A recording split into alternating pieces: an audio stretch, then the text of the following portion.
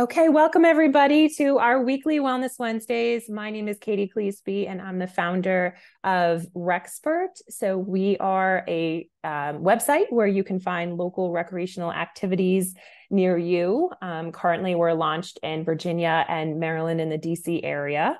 And every Wednesday, we reach out to the community and we plan different topics and highlight different programs and experts and coaches that have to do with recreation, health, and wellness. And this week, we're going to be talking about adaptive sports. And we have a special guest speaker, David Robbins, the outreach coordinator for Sportable, which is an amazing organization. So welcome, David. Thank you so much for being here. Thank you, Katie. It's a pleasure. Thank you for the invite. Just really quick about me. I'm going to talk a little bit more about Sportable during the presentation. But again, my name is David Robbins, and I'm the outreach coordinator for Sportable, an adaptive sports organization in the Richmond, Virginia area. I recently graduated with my bachelor's in political science from Virginia Commonwealth University, as well as a minor in economics. And I come into this work from the space of social justice lens, and so very much interested in increasing the accessibility for all things for all people, whether it's sports, rights, justice, those kinds of things. And so I'm happy to be here and to have the opportunity to present to you all today. So let me do this. Let me share my screen. Okay. And then I'm going to do this. Are you able to see that? Yes, we can Actually, see I that. have a Yeah. video in here, so let me just make sure I check shares. I'm sorry. Okay. All right. So again, Sportable, our mission is to create opportunities and transform the lives of individuals with disabilities through sports and recreation. So while we may do sports and recreation, really our entire mission or purpose, what we want to do is to create opportunity for people to live more fulfilling lives, to change their life in whatever way they seem that they want to, and especially through sports. So again, we are based out of Richmond, Virginia, and we provide 16 different adaptive sports and recreation programs for nearly 500 athletes annually. Um, we have also recently added virtual wellness programming that is available to people who are not is available for free. You don't have to be a member for Sportable or a member of Sportable to participate in these wellness events. One is a virtual mindfulness group that happens every second and fourth Thursday of the month. And then we also have a mentor program, which again I'll talk about a little bit more later on in the presentation. But we have ongoing programs, so sessions could be from 4 weeks to 8 weeks to an entire 6 month season as far as wheelchair basketball goes. But we also offer one-off clinics, tournaments, camps, and other just individual events to give people the opportunity to try things out. Or just to gauge interest for maybe possibly starting a new program. One highlight is that we will be hosting the National Wheelchair Basketball Championships, not only this year, but also next year for the first 2 weekends in April. And that'll see wheelchair basketball players and teams come from all across the country. And it's going to be an exciting time. And we're very, very excited to be able to host that this and next year. We again are a nonprofit. We were founded in 2005 by a recreational therapy student at VCU. They were working at the VA, I believe, after graduation, and they were able to get grant funding from the McGuire Veterans Hospital. And so that's kind of how Sportable launched. As we've grown, we still serve some veterans, but as we've grown to serve wider populations, we've grown to serve wider populations as well. Um, and again, we have sport program, recreational programming, wellness programming, youth camps, clinics, all of that, all of those different kinds of things. Um, and so here are some of the here's some of the programming that we offer. The sports, archery, bocce, kayaking, rock climbing, cycling, road racing, swimming. Our swimming program has actually been broken into two different programs now.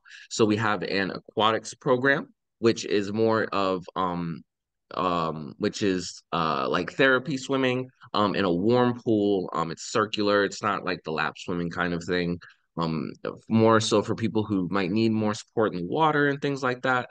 And but we also do have a competitive swimming program that is just new since I believe this past summer, and we work with a local um aquatic center called Nova, and they we help their coaches to get trained in adaptive swimming. And so now we have that program, which is if you're interested in more lap swimming, more competitive style swimming, we have that as well.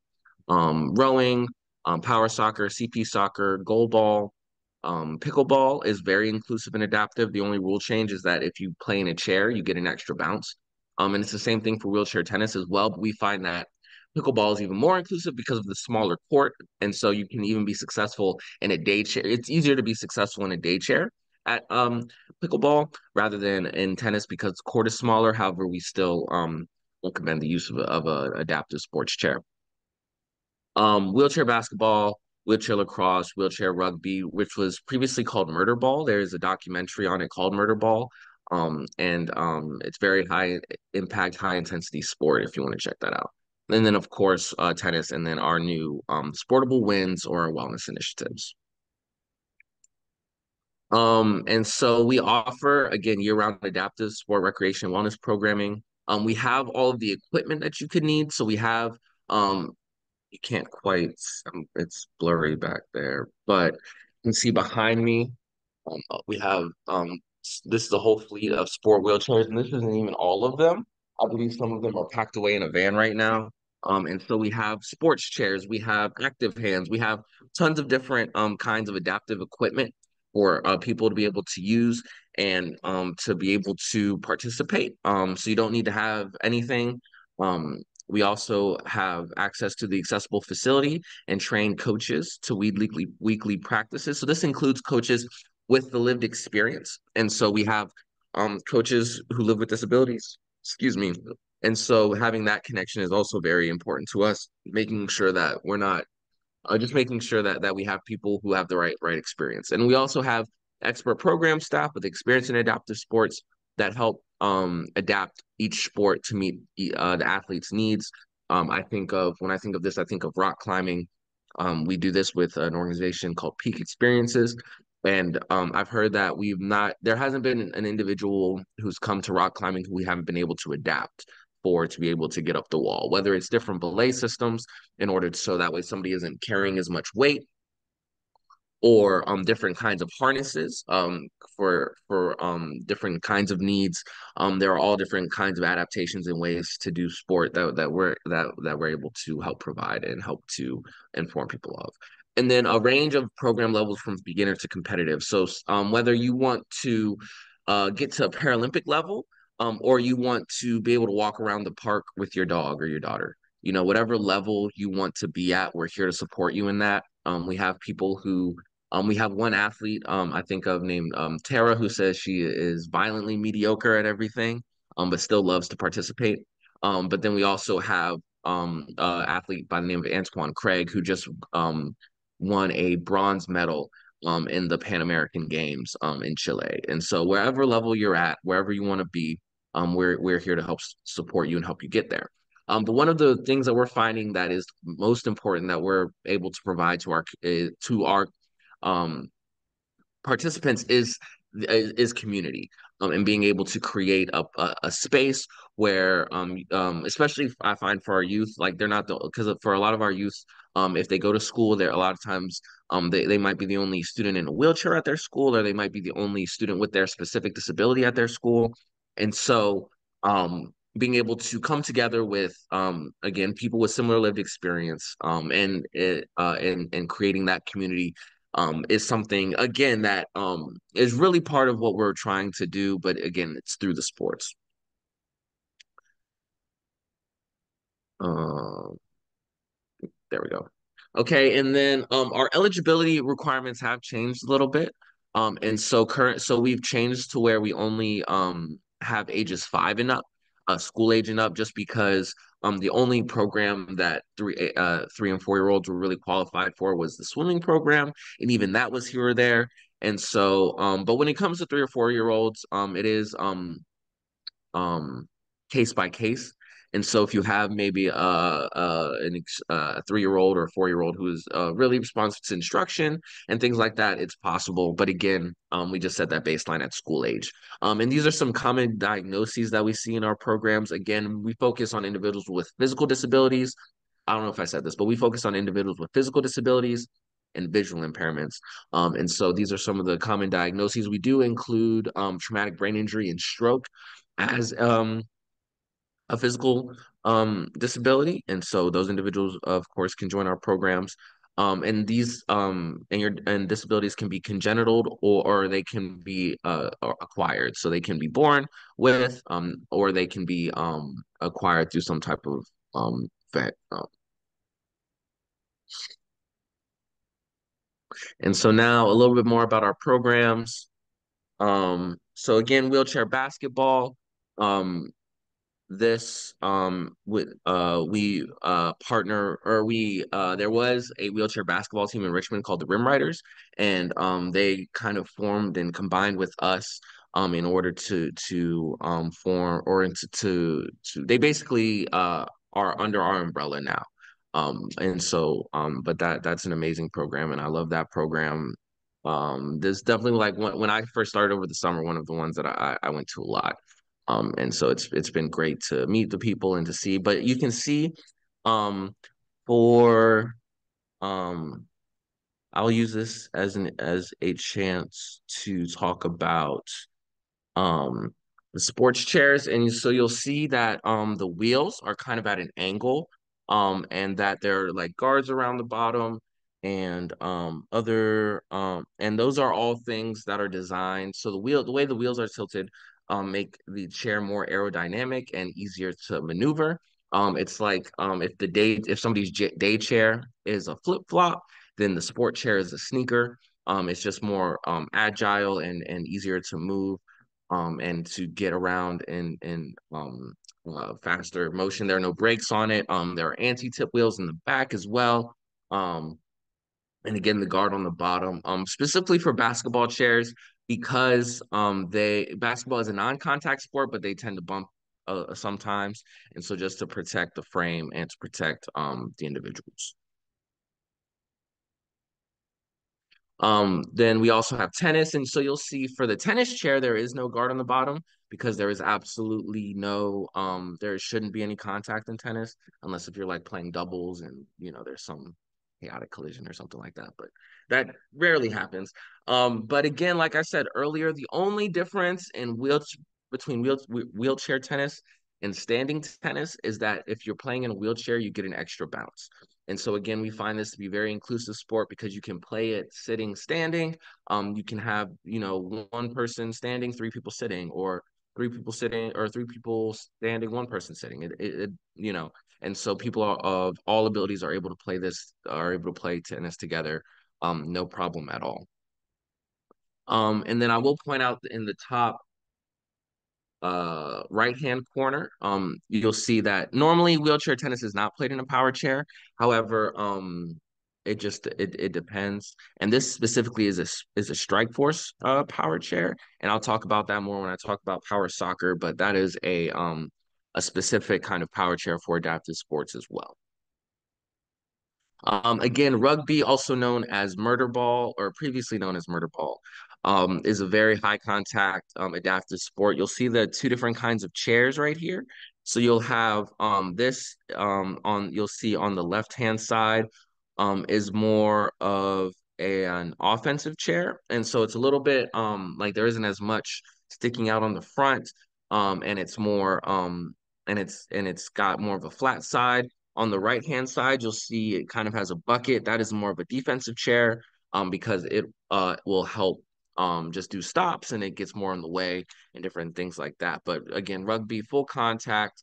Um, it's designed, or it was designed for people who have quadriplegia, and so because they weren't able to be as successful at wheelchair basketball because they weren't able to push as much, or pushing was harder for them.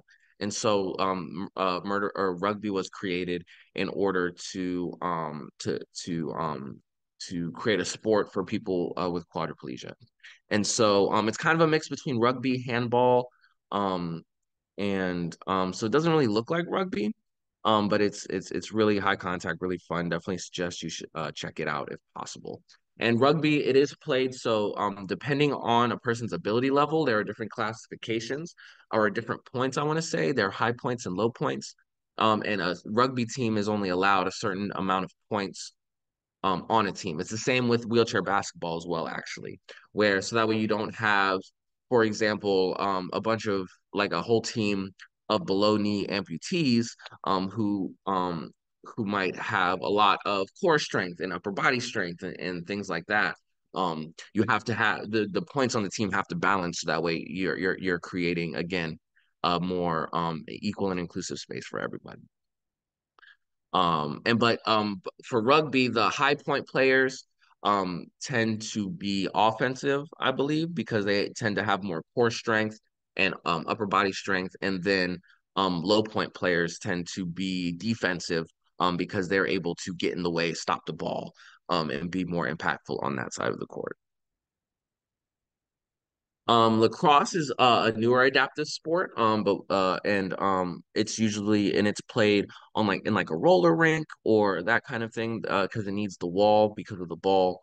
But currently with wheelchair lacrosse, teams are able to have two able-bodied people on their teams because again, it's a newer sport, still trying to grow that out. Um, and so if you ever have if you know anybody or if you have any experience with lacrosse, this is a sport for everybody. um, and then we have our youth team sports. And so again, we serve youth and adults in the area. And so again, wheelchair basketball, for wheelchair basketball, we have a youth and a prep team. So and then also a varsity prep team. And so, and then we also have an adult team. Um, And then CP soccer is specifically for youth with not with cerebral palsy, but with who are ambulatory but may have weakness on one or both sides of their body. And so that this creates a soccer program that is but it's also a nationwide program that is looking to create a program for people with CP and other things. But here is just some more videos and images from that. But again, this is a youth specific program.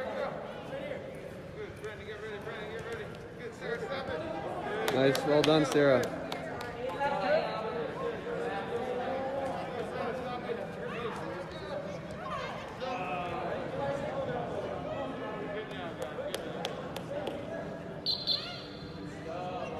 But yes, and I don't think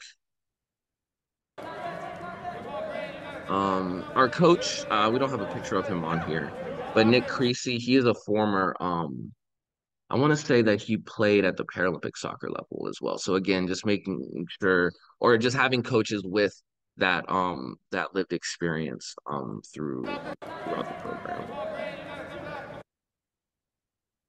Wheelchair tennis, again, we have a youth and recreational program as well as an adult and competitive program.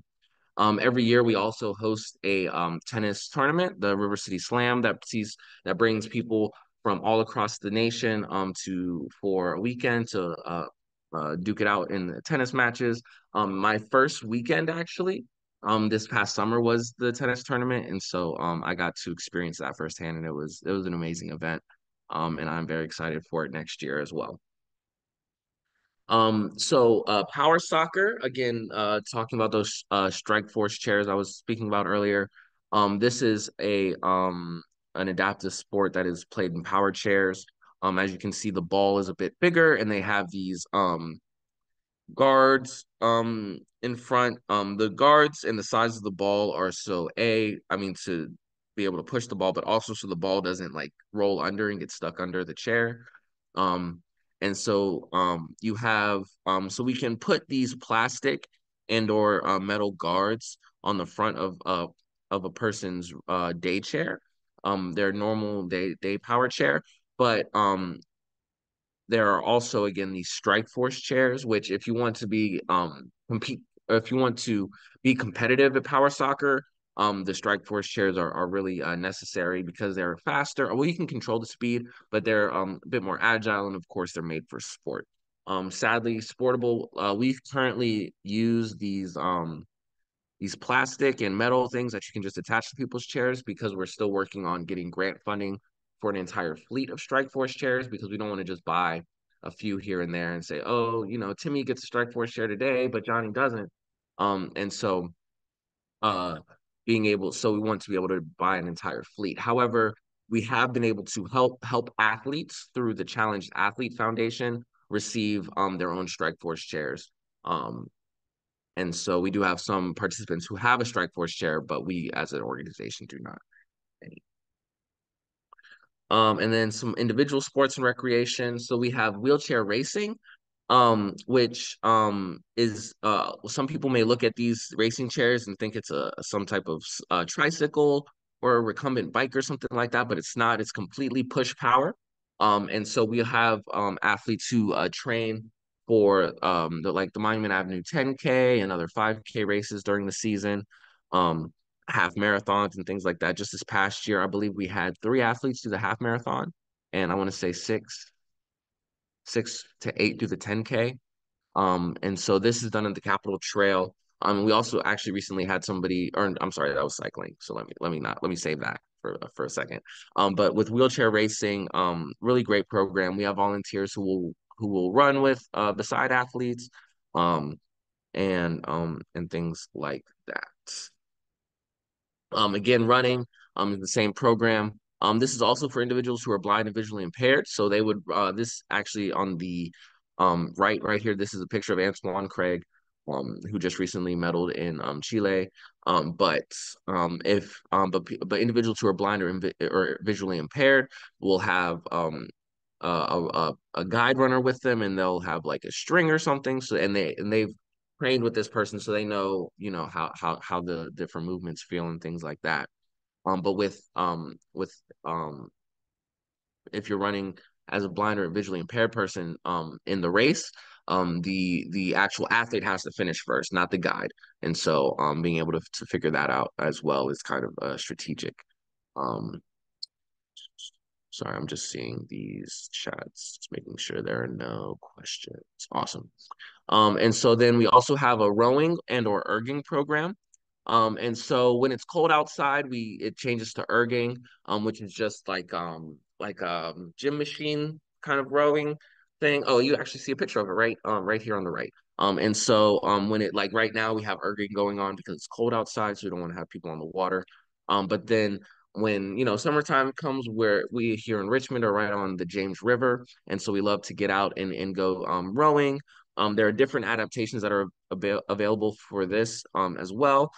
You have a seat with a higher back, so people who might not have as much core strength are able to sit up. I'm skipping through. And then you have some outriggers on the outside of the boat in case balance is an issue.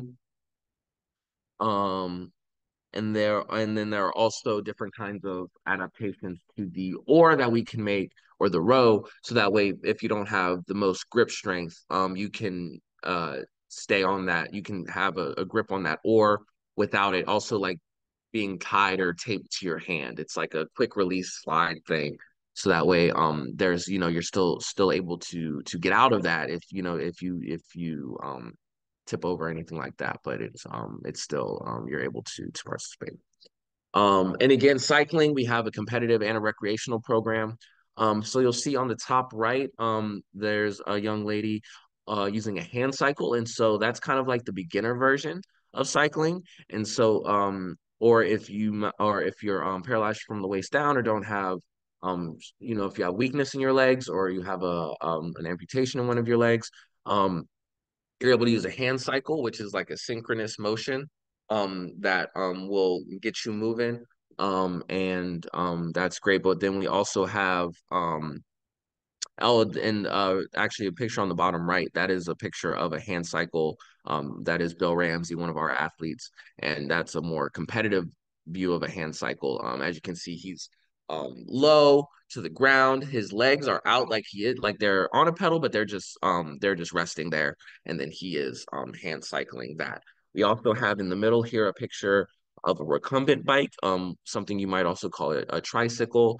But the recumbent has two wheels in the back, again, to assist with balance. And again, there are many kinds of different adaptations that we can add to that, whether it's some kind of e-assist, um, or other things to help with that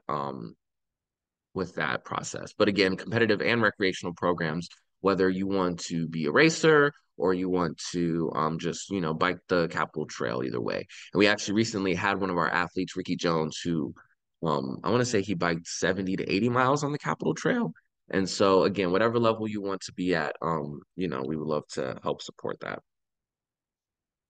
Um, Again, archery is another recreational program that we have. Um, we're actually getting more into the competitive side of this as well, but this is available for really any of our athletes. Whether we have an individual in a wheelchair right here who's shooting, but then we also have the opportunity for different mouth tabs and chest releases, so that way anybody who really wants to participate is able to. And there's also, as you can see on the bottom middle, there's a stand that we can use. So if balance or aiming is an issue, you're also able to have an adaptation for that. Kayaking, again, when it's warmer outside, similar to the rowing program, you have different seat backs and different buoys and outriggers to help with balance, and all different kinds of things. We really like the model of kayaking and rowing, just because if you're looking out on the water, you really can't tell who's a volunteer or who is a participant, because everybody's seated in a kayak, or in a boat, whichever kind it may be. And so just having very, very inclusive, um, or just the idea of it being very, very inclusive program. Again, swimming, I've kind of already shared about this, but we have it lap swimming for more competitive swimming, as well as in a therapeutic warm. Boccia is an adaptive form of bocce ball. And so this is another Paralympic level sport, very accessible, but you're basically trying to roll balls to get, whether you're on the blue or red team, you're trying to roll the ball closest to the white ball in order to score points. And so again, as you can see in the bottom middle, this is a very accessible sport as well. People are able to play at the Paralympic level with like if they can just use a head pointer or something like that to push the ball, they can have a guide who can move the ramp into whatever direction that they say. As you can see, the person cannot face the court, and so they're facing away from the playing area, and the person, the actual athlete who is competing, they direct them on how they would like to aim the ramp, and then they can push the ball off the ramp to get it where they want it to go. We recently done this at a residential facility in Richmond, which was it was a hit. We actually had somebody who played bocce competitively for I want to say a team in Chicago or something like that. And so he was able to kind of ref and it was a great experience. Again, rock climbing, very accessible, and we've been able to do it in many different ways to be able to adapt it to anybody who's come to rock climbing, whether it's different belay systems or things like that. I've already touched on rock climbing and pickleball as well. Again, very inclusive, very accessible, things like that. And then we have our again, our mindfulness group and our mentor programming. Um, these are virtual programs that you do not have to be a member of Sportable to participate in. And Mentor is through the National Center for, it's NICPAD out of University of Birmingham. I always forget what the acronym stands for. But it's and it is an 8-week class with 5 classes a week around mindfulness.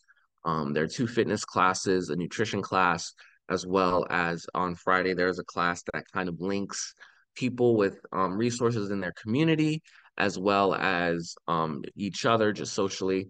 And so that's a great program. That's a six I'm sorry, 8 week 8 week program. I believe I said that. And then again, our mindfulness group meets every second and fourth Thursday of the month via Zoom from 12 to 1. And that is taught by, or currently it is taught by excuse me, Allison Shapiro, who is a certified seated yoga instructor and a survivor of um, multiple brainstem strokes. But I believe that she is currently training somebody else to take over that because she is about to retire.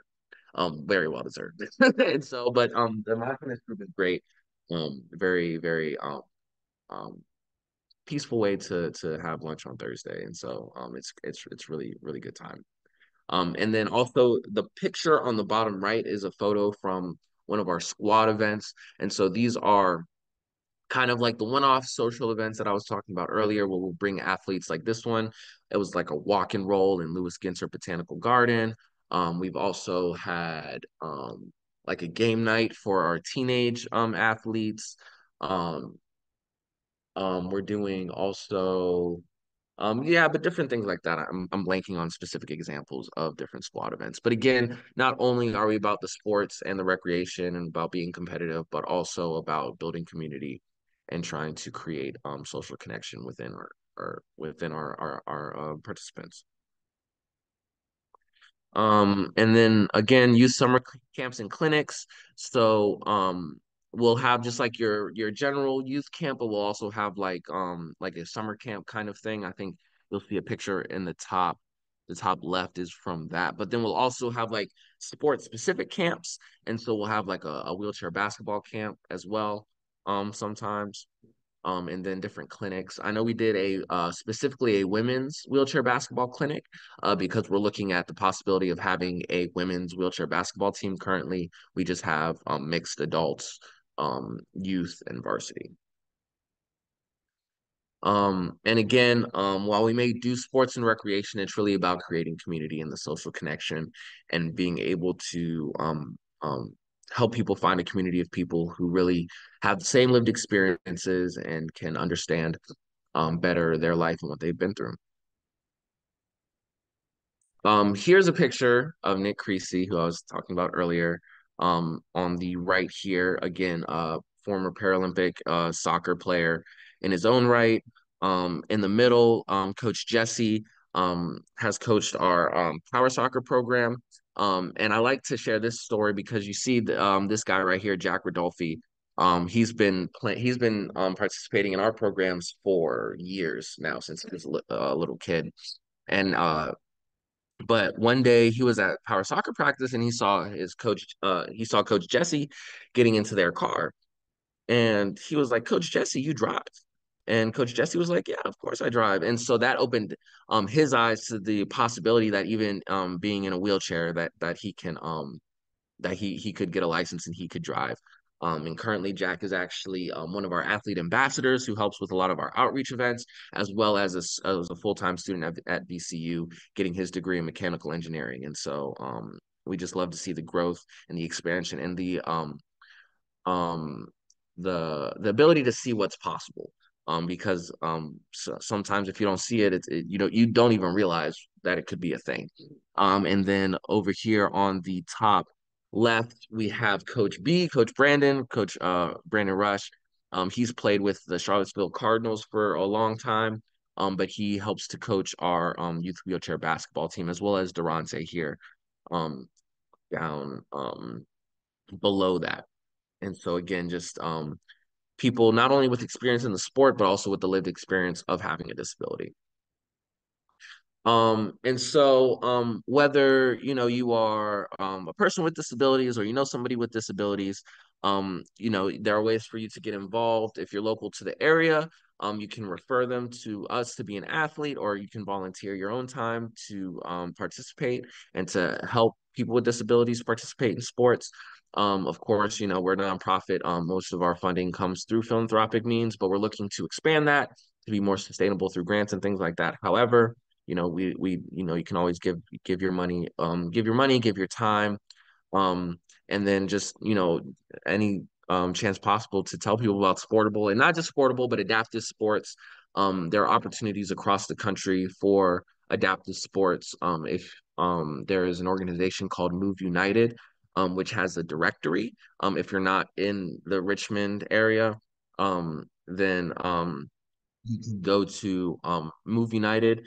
Um, and then I believe the website is moveunitedsport.com, because moveunited.com is like for a church or something. And so, but if you go to moveunitedsport.com, they have a directory on there where you can put in your address, put in your zip code, and it will direct you to the closest, or it'll show you what programs are close to you. So you can get involved in whatever way it works out for you. And then I'm just going to show this bit of this video, and I believe and I can take any questions after that as well. To have purpose. To feed my competitive spirit. To maintain a healthy lifestyle. To be part of a strong community. I'm part of Sportable to have some fun. This is my time. I'm on the rise. Can't hold me down, I'm too fly. This is my time.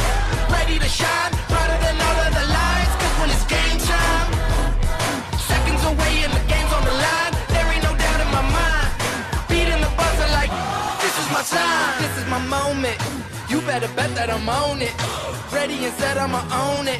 Blast it to 10, then keep going. There ain't no coasting, I never settled on play. Putting the kettle to flame. I go 100 all day. Foot on the pedal, no brakes. 10, 9, paid all my dues, waited in line. 8, 7, now it's my time that I take mine. 6, 5, king of the jungle, heart of a lion. 4, 3, 2, 1, watch out, here I come.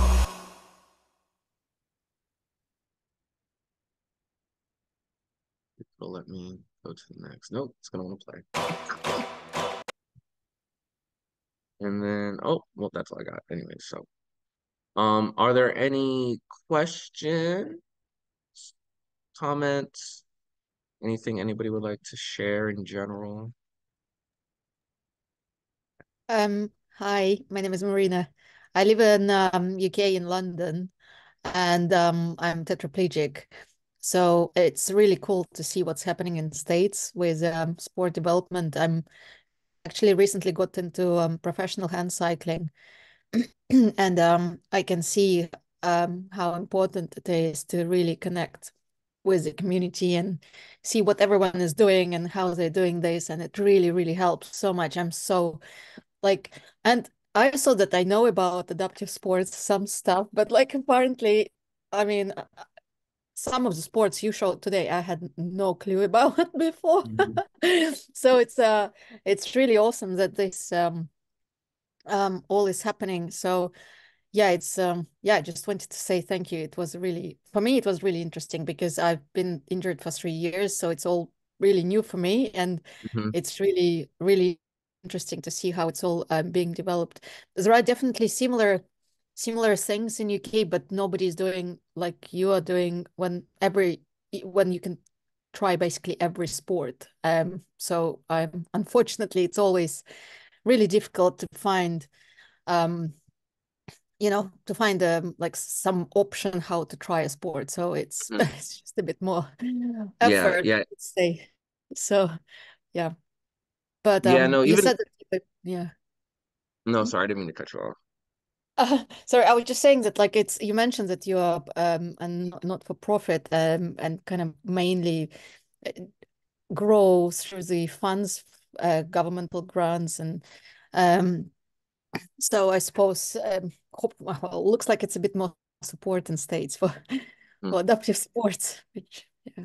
Yeah, there's a bit more, but I will say that Sportable is like we are one of the only organizations that does what we do in the entire country. There may be there's probably a handful of other nonprofits who do as many sports as we do. There are certainly like wheelchair basketball teams and different organizations that do like specifically winter sports and things like that. But it is hard to find organizations that is doing as much as we do here at Sportable. And so while we're happy to do it, we want to see it grow and see it, because we can't be everything to everybody, and we don't even see. And while we want to, of course, serve as many people as possible, like we see our place to raise awareness in the community, so that way, like Henrico County, which is a local county here in Richmond, like they'll have their own adaptive sports program. So that way, it's not even, and so we want, and I guess that's kind of like for all nonprofits. It's like you want to have a problem that when you fix it, like you don't have to be here anymore. And while, I love what I do, like it would be great if we didn't have to do it because adaptive sports was already a part of the community and already a part of society. But that's part of our work as well. But thank you. And hopefully or hopefully it'll receive a similar push in the UK as it is in the US. I know we're having the Paralympics here soon, and so I'm really hoping that, especially after the Paralympics in LA, that it's gonna go crazy. And so we'll see what happens. But Oh, it's my little dream to be there. yeah, To I be want one to of be there too, but I don't know if they're gonna send me. They might. I don't yeah, know if like if people go. I'm gonna end up there, like I'm gonna be like, yay, hey, I'm Exactly. in LA. Oh, that's amazing. Well, amazing. Thank you so much for sharing. Great to connect with you. Yeah, no, of course. Thank you so much, Marina. Thank you for being here. It looks like we have a comment. Ellen, if you want to go ahead and take the audio, you're welcome to too. Looks like she learned a lot. Occupational therapist from the UK. Interest in adaptive sports and community. I'd love to hear more of the sports. Hi, Ellen. Hi, sorry, I just wasn't sure if my mic is working very well. Yeah. Oh, you're good. Yeah, we can hear you. Yeah, we can hear you. Okay. Yeah, no, I'm a newly qualified occupational therapist, and I'm just really interested in the adaptive sports. I did boccia in the past myself in the UK and really enjoyed it, and just knowing more about what I could introduce with people with mixed abilities. Like what you said about tennis, where lots of people can play, like seated and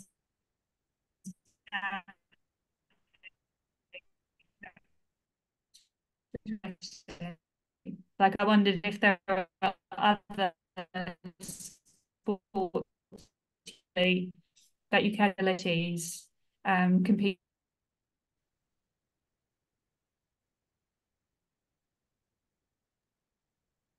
Oh, so sorry, Ellen. I think you cut out there for a second, but I think I heard wondering what other sports similar to the tennis, like different different abilities can play.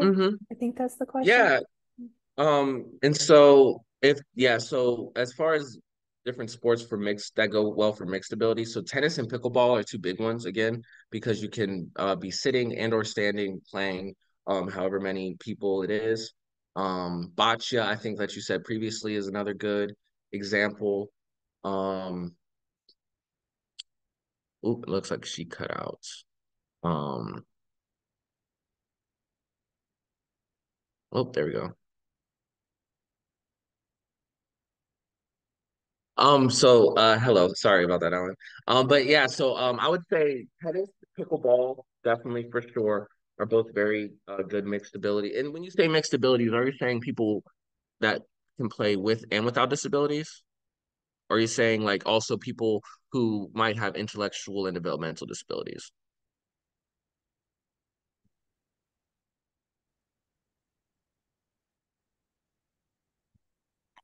Yeah, both.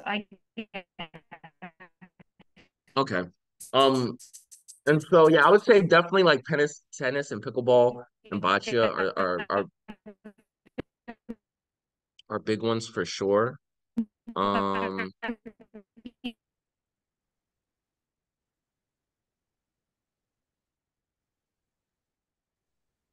So sorry, Ellen. I think your audio is kind of going in and out.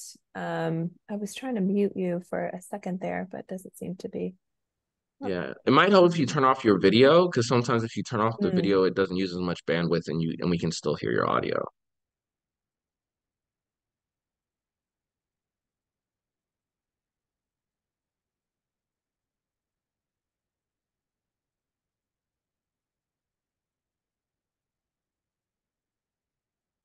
But either way, Katie, you can send out my email and feel free like to let people know that they can, ask me questions offline.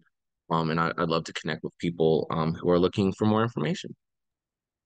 Yeah, will do. And yeah, this was recorded and we'll post it to our YouTube channel so you can rewatch it, or you can have access to it in the UK and show your local resources like this is what they're doing in the United States. Mm-hmm. We need to replicate this and more access for everybody all over the world, right? And so yeah, thank you so much, David. Wealth of information, depth of information. I had no idea that as Marina pointed out, so many sports. Like that is amazing. And we got about 3 program staff doing it all. So, we love them to death. Oh my gosh. I just love that. Yeah, I went to Springfield College for phys ed and we took adapted phys ed and we went through a couple of we had some community collaborations. We did adaptive swimming and some outdoor sports and things like that. But wow. So my question is like you're in Richmond, right? Richmond, Virginia. Is that area like I'm not sure about like populations in different areas. Do people move to your area just to have access to your programs? What does your reach look like? So, our reach is across the state. And so, especially with like our wellness programming and different things like that being virtual, you also have other virtual like fitness classes and things like that. But I mean, I don't know, I maybe have heard like some anecdotal stories of maybe a couple people moving here for our programs. Um, but that's not the goal, right? The goal again is to try to increase awareness so people can, because it's a lot of different things. But I will say that as far as like but people who actually participate in our in-person programs, it's about a 1 hour bubble. Well, no, well, as far as our outreach goes, but as far as athletes go, we have athletes who drive as far as from Virginia Beach, which is about 2 hours away. Mhm. We have athletes who will drive from Charlottesville, which is about an hour away, Fredericksburg, which is about an hour away. And so we have athletes who will travel a good distance in order to participate in our programs. Yes. That's great. And you're kind of in the middle-ish of Virginia, Mhm. so you can Yeah, kind of we're get, central. yeah. Greater Richmond region is right in central Virginia. So we're 2 hours away from DC, 2 hours away from North Carolina, 2 hours away from everything. Well, except if you go east, but we don't talk to Appalachia. Each plan. It's not that Yeah. bad. So, and then I know you said this is mainly focused on physical disabilities. Do you have different mental disabilities that come into play as well? Or does it have to be like, is the gray line there? Or... So a person's primary disability has to be a physical disability or a visual impairment. They can have whether it's a learning difference or some type of intellectual disability or developmental disability, especially because like we have athletes who have CP and Right. traumatic brain injuries and different things like that. And so they can kind of be like a confluence there. And Right. so our requirement as far as that goes is that we just need for participants to be able to follow age appropriate instruction, because the adaptations that we provide are physical adaptations, not as much instructional adaptations. We do have partners in the community that we work with, though, who do focus on the intellectual disabilities and developmental disability populations, such as Jacob's Chance, Beyond Boundaries, and Special Olympics, of course. Okay, that's great. Um, yeah, I mean, there's so many amazing resources out there too. I just competed in my second Ironman in November, and it was in Cozumel, and there was a significant amount of people there who were pulling and pushing and swimming along with those with physical and mental disabilities, and I just was in awe. Like I'm able-bodied, and it is the hardest thing to do, and here they are, like I was biking alongside those with physical and mental disabilities, like twice as hard, and people pulling. Same thing in Maryland. I did one year ago, and there was a gentleman who I finished around the same time as him, but he was pulling his son. He was swimming with him, and he was biking, trailing him, and pushing the cart for running. Is that something like? Do you have some of those like for triathlons as well? I don't know if we as an organization really participate in triathlons and things like that, but we did recently have some athletes do the Monument Avenue 10K. And so we won't necessarily have anybody like push or pull anybody, but we will have staff there to support our athletes who are there. Like I was in one of the parks that there's like a sharp turn and so in like a hill, just making sure that they were able to get through all of that okay. Um yeah, but again, we have partner organizations who more so do the pushing and the pulling and that kind of support. Gotcha. Yeah. Okay, great. Well, this has been fantastic. And I can't wait to share this with our community in Northern Virginia and beyond, because I think Yeah, everybody no. needs to know about these amazing programs. Thank you. Thank you. Does anybody have anything before we wrap it up? Actually, I sorry, think Katie. no, go ahead, Marina. But I just wanted to say that before my injury, I was into triathlon and like I've done some Ironman. So it's again I'm just so impressed that in states that there are so many more people with different abilities taking part in Ironman in like in this brand of triathlon, that they are taking part and enjoying this sport. Again, just sharing from personal experience, it's just quite different here. Like in Europe, unfortunately, I've done my Ironman in UK and in this like in Estonia, and yeah, I haven't seen anyone disabled, unfortunately. Wow, So, but that's I, interesting.